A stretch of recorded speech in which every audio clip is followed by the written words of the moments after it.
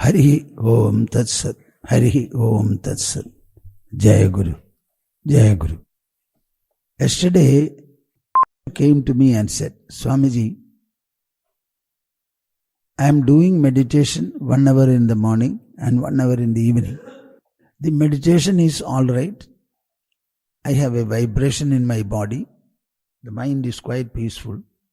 But it is only that. I am not progressing further. So I told him, what are you expecting in meditation? The most fundamental factor in spiritual life is non-expectation. Even in the meditative sadhana that you perform, you should not have any expectation at all. This norm of not having any expectation has got far deeper spiritual and philosophical significance, which one may not be able to know for many years even. By meditation, what are you trying to achieve? Ultimately, it is self-realization. What is meant by realization of the self? Realization of whatever you are. So, in self-realization, is there anything like a goal? No. Because it is only discovering and realizing what you are. You don't have to remake yourself, reach anywhere, get anything, nothing. In that context, this non-expectation is everything of meditation. Why are you expecting that something will come or something will not come? Just like breath is going on, heartbeat is going on, everything in life will go on. The other day, I was discussing an important verse from Bhagavad Gita. To some extent, I will discuss it now. Prashanta manasam hyenam yoginam sukhamuttamam upaidi shanta rajasam brahma bhutam akalmasham. In the 6th chapter of Bhagavad Gita, Krishna discusses 2 levels of meditation. In the first level, he refers to how to prepare an asana for you, how to make the body erect, etc., etc. In the second level, he speaks only of the mind and the intelligence. Make use of the will that you have and let the intelligence be firmly held by the will. Buddhya dhridigrihidaya atma samstam manakrutva nakinchidapi chintaye. This is how he concludes the statement. All that you have to do is, the mind that is issuing forth for one reason or the other in the form of thoughts and allied factors, you have to dissuade the mind and withdraw the mind and focus it on its own essence. So what is the process of meditation? Sit in a place, dissuade the mind, make it recede, make it recede, make it recede, make it recede, until at last you find no more rescission to be made. One has to know what it is. It will take time. When by this practice, prashanta manasam hyenam, when the mind becomes peaceful,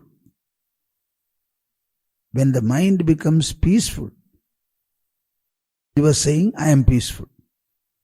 When the mind becomes peaceful, yoginam sukhamuttamam shantarajasam agalmasham sukham upaidi. Then when the mind becomes peaceful, in that peacefulness itself is the uttama sukha. It is not a created or an interactional sukha. It is a sukha that is welling forth from the mind and its nature itself. Brahma bhutam. The mind becomes Brahman. Akalmasham. It becomes stainless. Such a sukha, upaidi, means automatically comes to the mind. The mind doesn't have to seek it. It is a qualitative transformation of the mind that is sought and gained by meditation. And in that qualitative transformation or qualitative enrichment, this expectation is the one great hurdle. You don't have to look for the self because you are the self. You don't have to say, I will realize the self.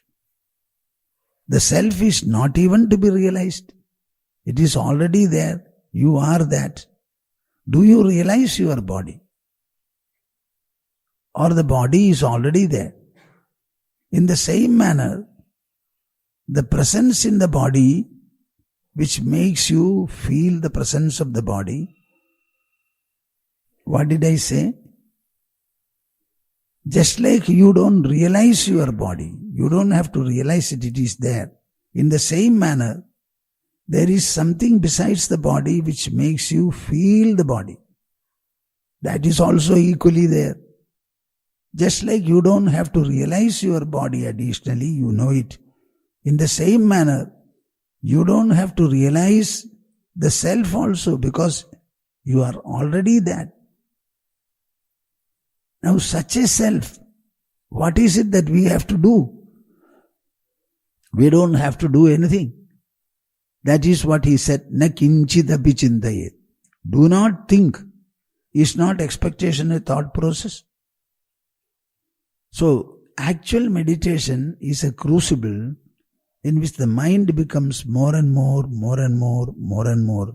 reformed, refined, subtler and subtler, until at last, like a smokeless flame of a lamp, the mind itself starts blazing, glowing,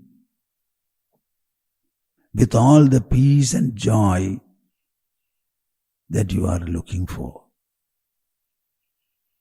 It is not a product besides the mind that comes and reveals there. Prashanta manasam hyenam, yoginam sukhamuttamam, upaiti shanta rajasam, brahma bhutam akalmasham.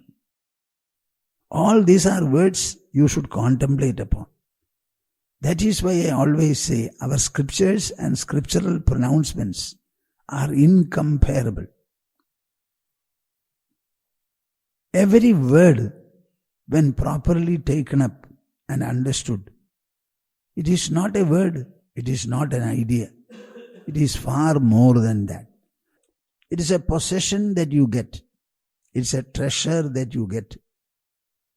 It is revealed before you. So let the mind become peaceful, more and more peaceful, until at last you are able to understand that the Uttama Sukha, which generally emerges when the Rajoguna subsides, Shanta Rajasam, when all the taints and dross completely leave the mind, that kind of an Uttama Sukha, that Sukha doesn't come from a second factor. It does not come from a process. It does not come from an action or a reaction or an interaction. What is this mind after all? It is consciousness. Consciousness.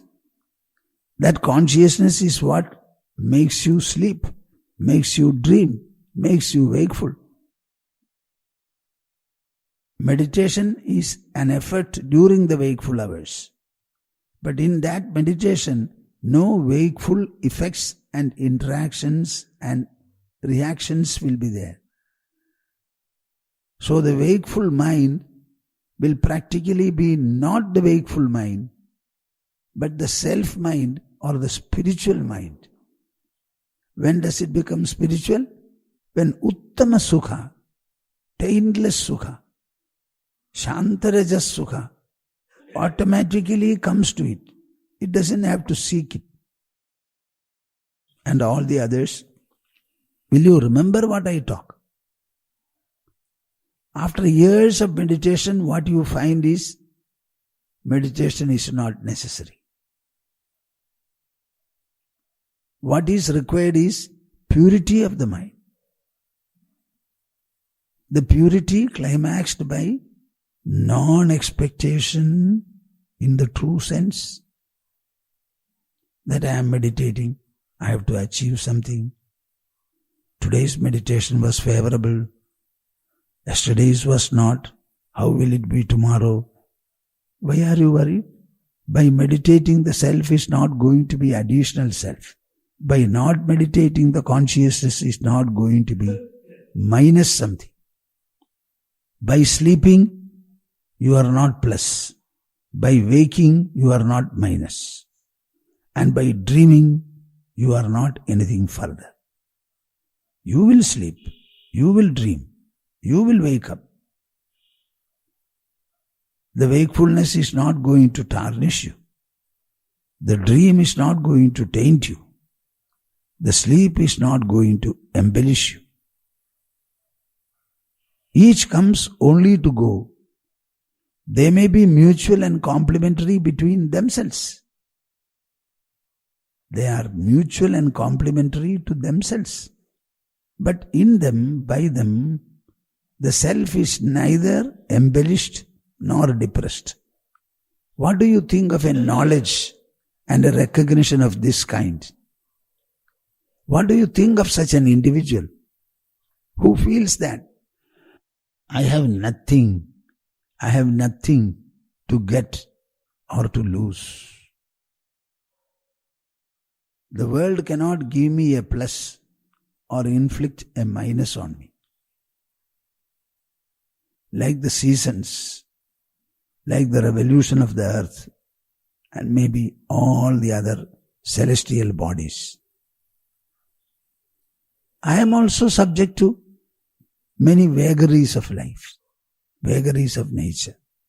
These vagaries do not disturb the axis of the universe, the pivot of the universe. Similarly, the self, the pivot in my personality, it does not undergo any kind of a fluctuation, transformation, enrichment, embellishment, depression, delight, or anything. All these are conditions produced by the embodiment, association with the body. Body has a number of changes. We become weak by activity. We need sleep. We become hungry. We have to take food, provide nourishment. Many things are there necessary. All these are peripherally there, bodily there. Selfily, nothing is there. What do you think of a knowledge, a seatedness of this kind? You have come here to get the knowledge, not anything else. This is a knowledge institution. We are discussing Brahmavidya here. Maybe ultimately, we 2 or 3 alone will be there. All the others will go away. Because they will expect something. Expect something. Expect what?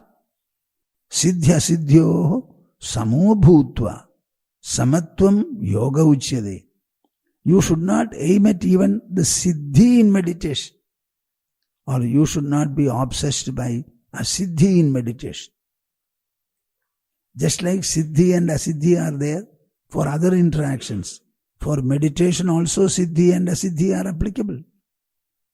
So when you are able to meditate and sit in such a relaxed manner, as a result of which you don't expect anything from meditation. Like a Maharaja sitting on the throne, relaxed, you must be able to sit relaxed in your meditation. If you can get that kind of a relaxation, for which no expectation of any kind is a precursory, that is the point where you are tending to become a self-realized person. Not by looking at meditation as a means to an end. I am not getting the end. I am not getting the end. That means by meditation also you are disturbing yourself. So true meditation is, the more and more you approach it, the more and more you understand it. So remember this verse. What does it mean? Prashantamanasam hyenam yoginam sukhamuttamam upaiti shantarajasam brahmabhutam akalmasham. Ba, ba. Swamiji, I am meditating. I have no expectation at all. I don't want even self-realization. I don't want even God. I don't want even moksha. But I meditate. Even meditation is not so much a rigid practice or discipline with me. Just like the body rests in sleep, I put the body in sleepless rest. And I feel so happy and relaxed. Ba. Ba. You will find the whole body oozing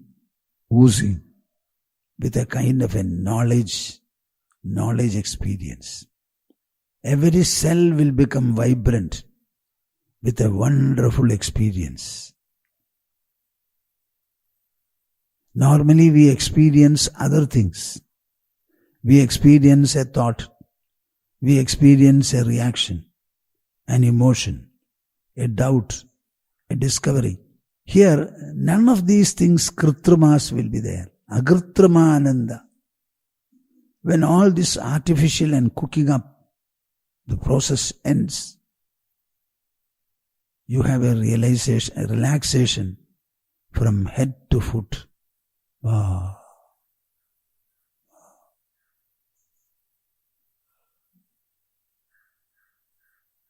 A gentle flame burning in the whole of your personality. It doesn't have a visual brilliance, but it is palpable. You experience it without any visual brilliance. You are not experiencing it with the skin like an outside object, but there will be an experiential flame blazing in you. The body will shine or be known in that. Tameva bhantam anubhati sarvam. That flame being there, the rest is known. It is this subtle understanding that you should aim at. You may not understand what I say now, but you will have to. So go ahead with no expectation. Hari Om Tats. Jaya Guru. Jaya Guru.